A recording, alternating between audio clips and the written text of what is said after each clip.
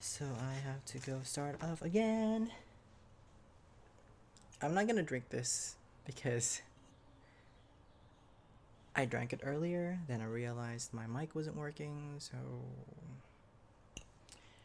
I'll do it all over again. But anyway, not that bad of a thing. Weather's looking good. Take a little gander over there. Ta-da!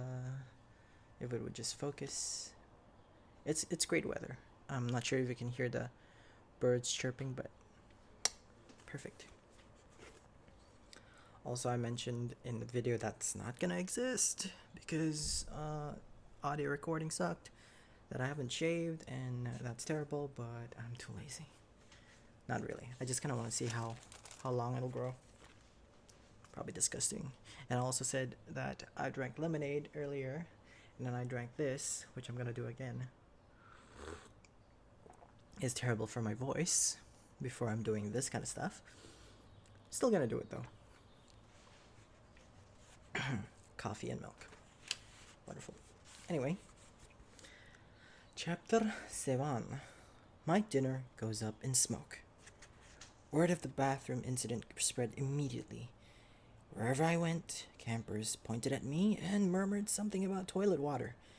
Or maybe they were just staring at Annabeth, who was still pretty much dripping wet. She showed me a few more places: the metal shop, where kids were forging their own swords, the arts and crafts room, where satyrs were sandblasting a giant marble statue of a goat man, and the climbing wall, which actually consisted of two facing walls that shook violently, dropped boulders, sprayed lava, and clashed together if you didn't get to the top fast enough. Finally, we returned to the canoeing lake, where the trail led back to the cabins. I've got training to do, Annabeth said flatly. Dinner's at 7:30. Just follow your cabin to the mess hall. Annabeth, I'm sorry about the toilets. Whatever. It wasn't my fault.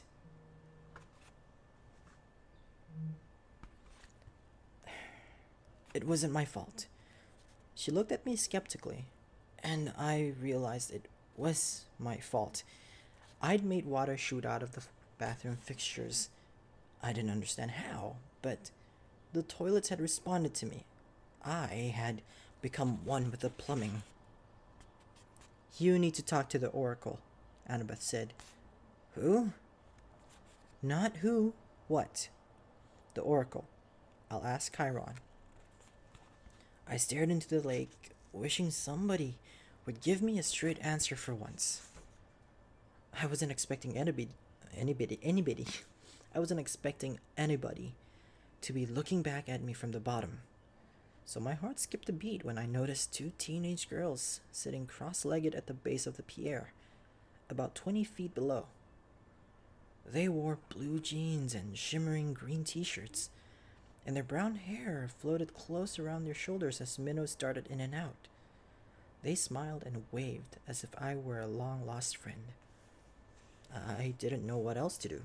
I waved back. Don't encourage them, Annabeth warned. Naiads are terrible flirts. Naiads? I repeated, feeling completely overwhelmed. That's it, I want to go home now. Annabeth frowned. Don't you get it, Percy? You are home. This is the only safe place on Earth for kids like us. You mean mentally disturbed kids. I mean not human. Not totally human, anyway. Half human. Half human and half what? I think you know.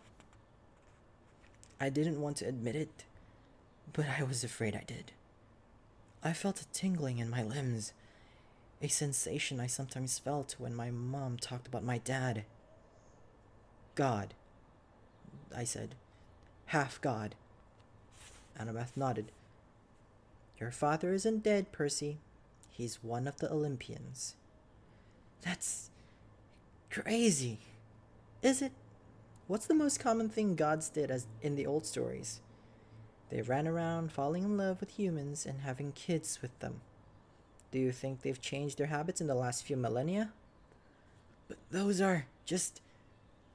I almost said myths again. Then I remembered Chiron's warning that in 2,000 years I might be considered a myth. But if all the kids here are half gods, demigods, Annabeth said, that's the official term, or half-bloods. Then who's your dad? Her hands tightened around the pier railing. I got the feeling I just trespassed on a sensitive subject. My dad is a professor at West Point, she said. I haven't seen him since I was very small.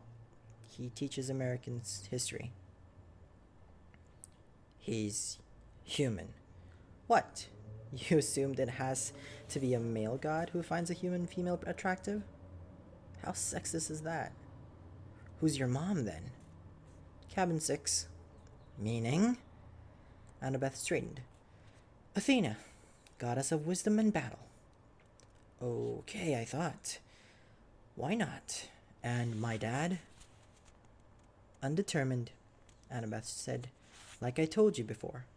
Nobody knows. Except my mother. She knew. Maybe not, Percy. Gods don't always reveal their identities. My father would have. He loved her. Annabeth gave me a cautious look.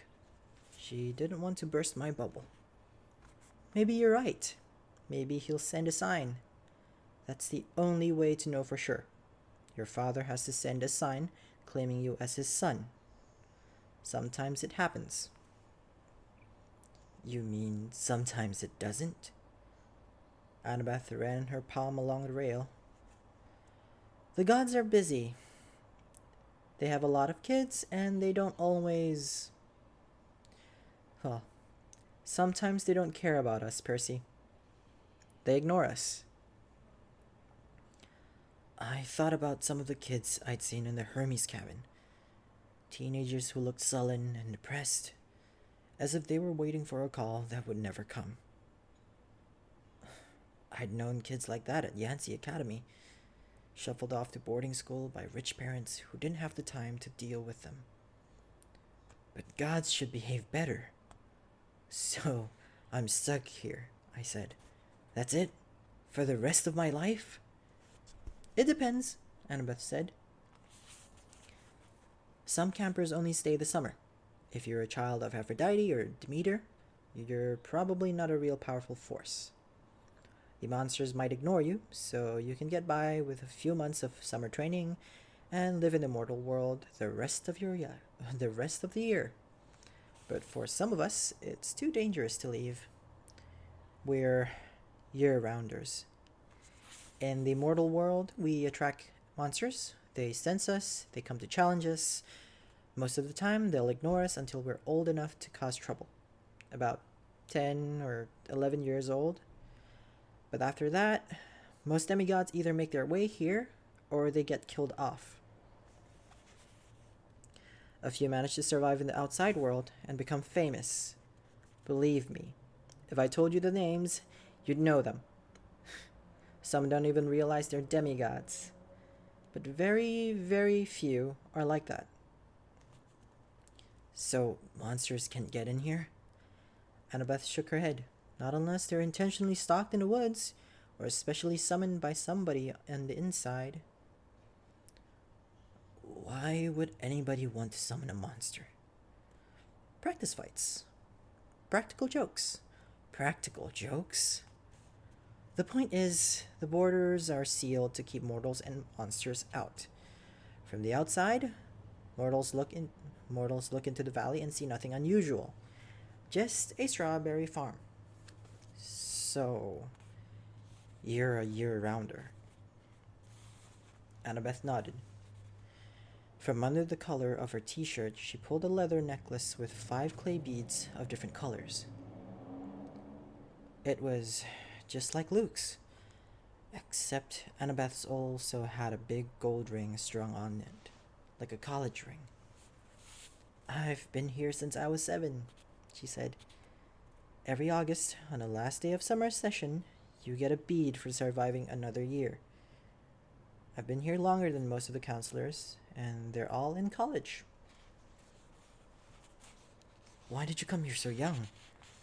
She twisted the ring on her necklace.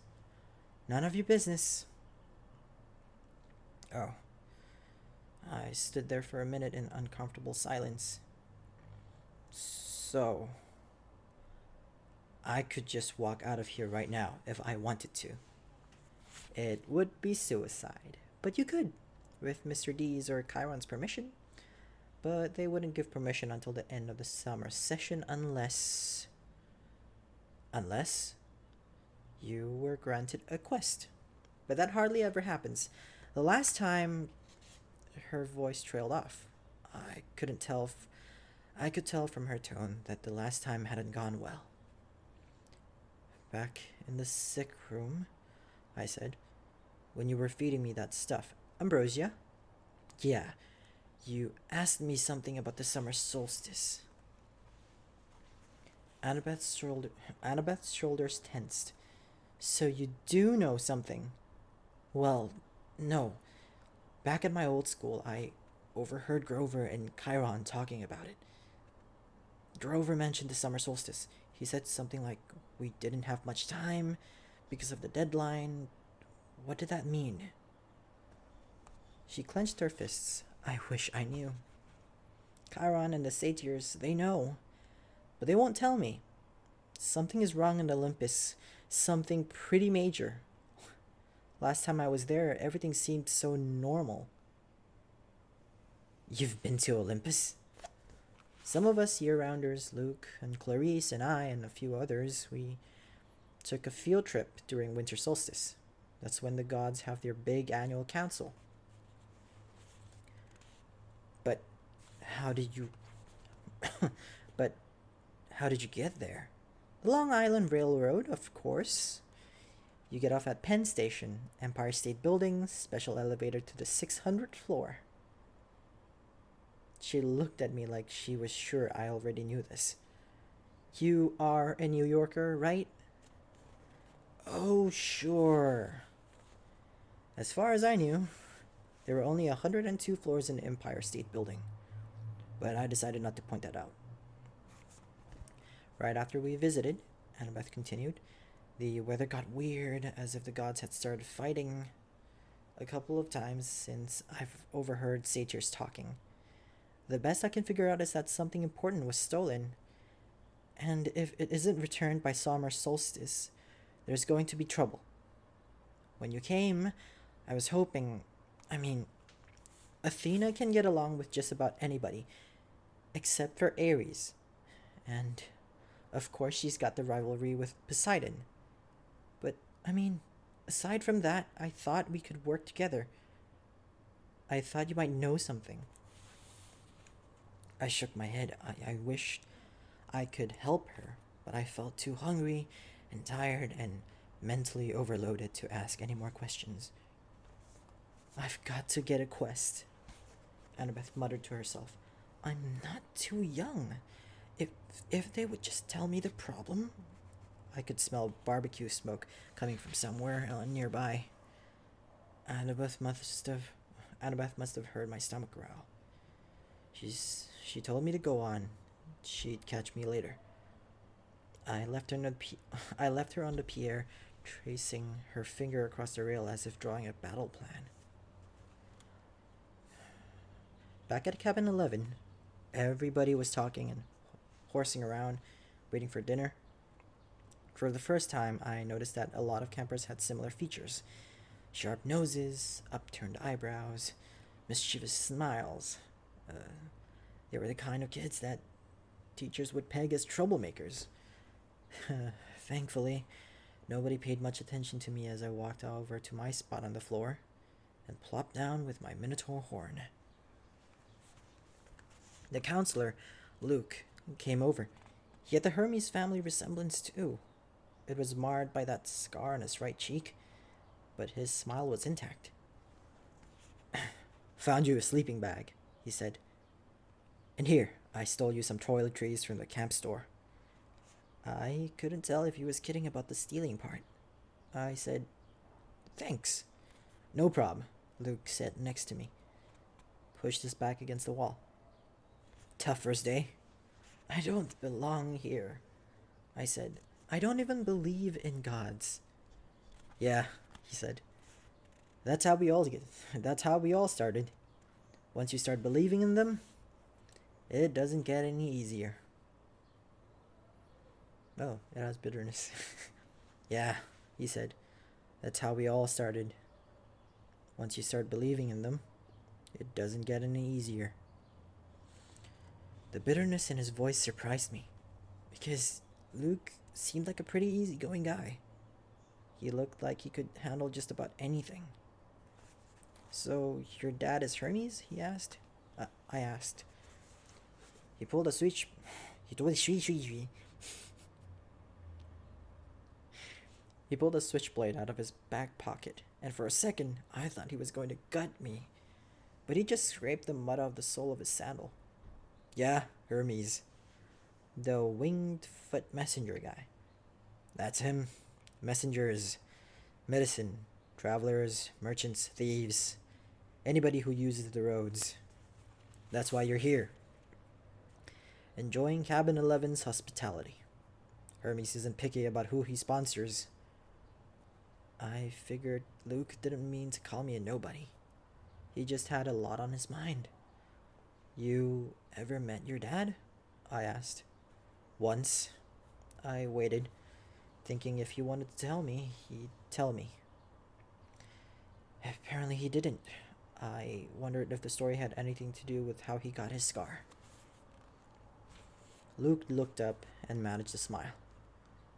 Don't worry about it, Percy. The campers here, they're mostly good people. After all, we're extended family, right? We take care of each other. He seemed to understand how lost I felt. And I was grateful for that, because an older guy like him, even if he was a counselor, should have steered clear of an uncool middle schooler like me. But Luke had welcomed me into the cabin. He'd even stolen me some toiletries, which was the nicest thing anybody had done for me all day. I decided to ask him my last big question. The one that had been bothering me all afternoon. Clarice, from Ares, was joking about me being Big 3 material. Then Annabeth, twice, she said I might be the one. She said I should talk to the Oracle. What was that all about? Luke folded his knife. I hate prophecies. What do you mean?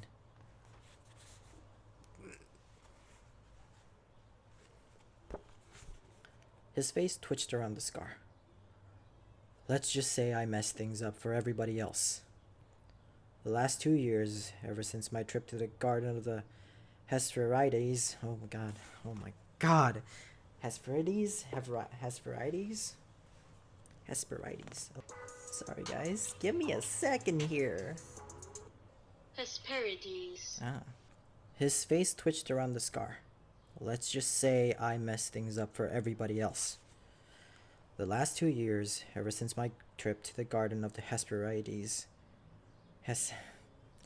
The last 2 years, ever since my trip to the Garden of the Hesperides went sour. Chiron hasn't allowed any more quests. Annabeth's been dying to get out into the world. He pestered Chiron so much, he finally told her he already knew her fate. He'd had a prophecy from the Oracle.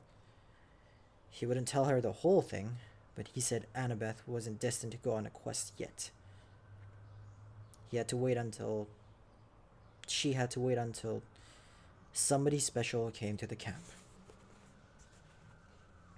Somebody special? Don't worry about it, kid, Luke said. Annabeth wants to think every new camper who comes through here is the omen she's been waiting for. Now come on, it's dinner time. The moment he said it, a horn blew in the distance. Somehow I knew it was a conch horn, even though I've never heard one before. Luke yelled, 11, fall in! The whole cabin, about 20 of us, filed into the commons yard. We lined up in order of seniority, so of course I was dead last. Campers came from the other campers came from the other cabins too, except for the three empty cabins at the end and cabin 8, which had looked normal in the daytime but is now starting to glow silver as the sun went down. We marched up the hill to the mess hall pavilion. Satyrs joined us from the meadow. Naiads emerged from the canoeing lake. A few other girls came out of the woods, and when I say came, and when I say out of the woods, I mean straight out of the woods. I saw one girl, about 9 or 10 years old, melt from the side of a maple tree and come skipping up the hill. In all, there were maybe 100 campers, a few dozen satyrs, and a dozen assorted wood nymphs and naiads. At the pavilion, torches blazed around the marble columns. A central fire burned in a bronze brazier, and a bronze brazier the size of a bathtub. Each cabin had its own table, covered in white cloth trimmed in purple. 4 of the tables were empty, but cabin 11's was way overcrowded. I had to squeeze onto the edge of a bench with half my butt hanging off. I saw Grover sitting at table 12 with Mr. D, a few satyrs, and a couple of plump blonde boys who looked just like Mr. D. Chiron sat to one side, the picnic table being way too small for a centaur. Annabeth sat at table 6 with a bunch of serious-looking athletic kids, all with her gray eyes and honey blonde hair. Clarice sat behind me at Ares' table. She'd apparently gone over being hosed down because she was laughing and belching right alongside her friends. Finally, Chiron pounded his hoof against the marble floor of the pavilion, and everybody fell silent. He raised a glass. To the gods.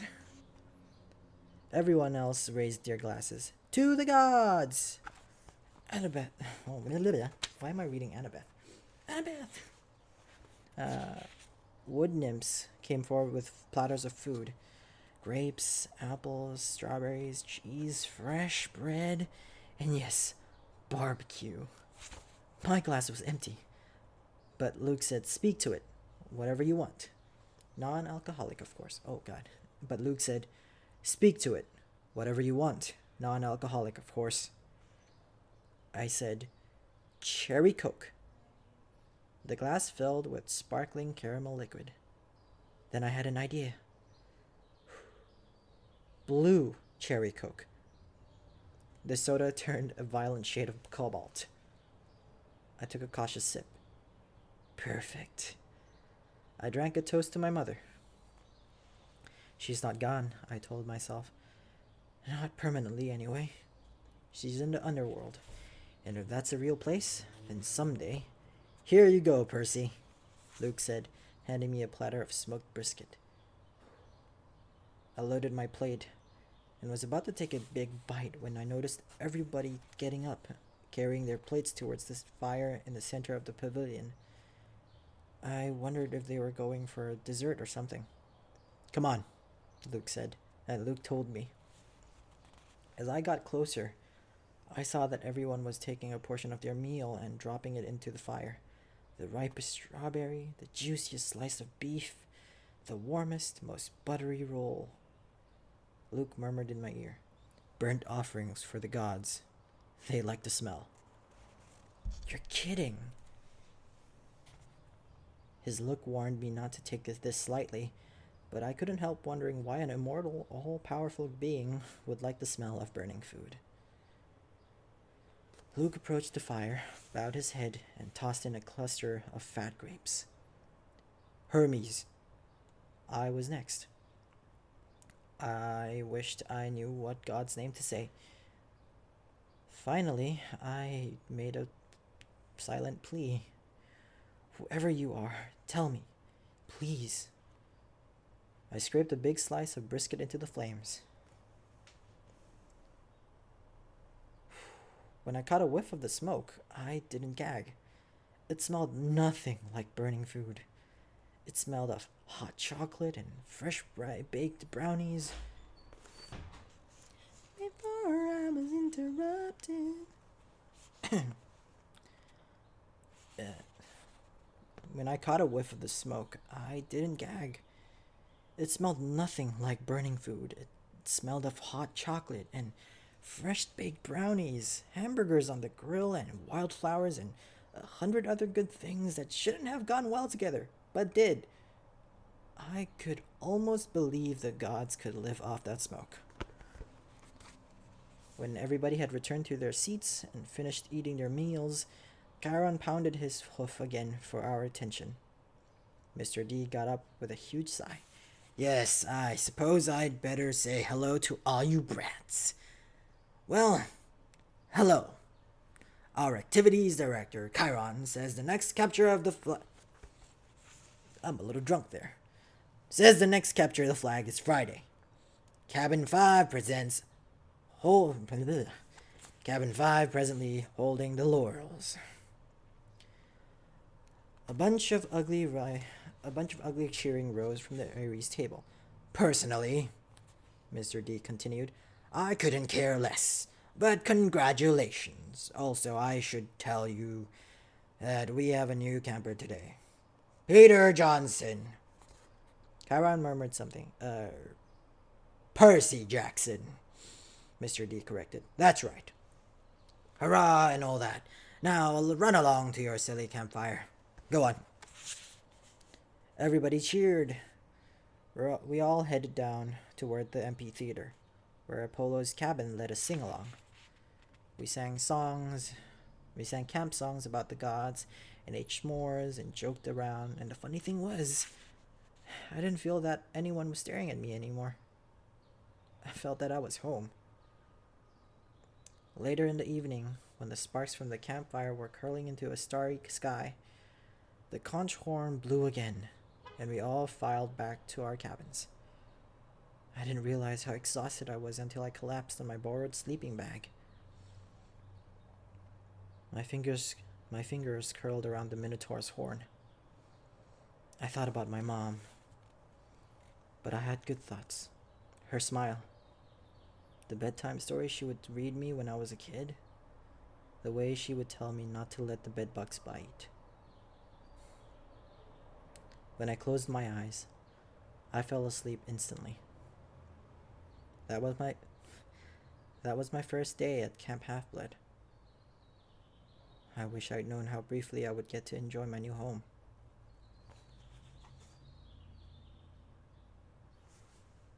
Right. My camera is about to actually die. I have 40 seconds left. So thank you guys for coming and watching this. And if you like this, please thumbs up, comment, and subscribe if you haven't already, and share it with friends that you think might enjoy watching this weird guy reading a book. Ta-ta, there are more videos that I do, some gaming ones, some other things, some vlogs maybe, so I'll leave them somewhere around here, and please stay safe, wash your hands, and be healthy.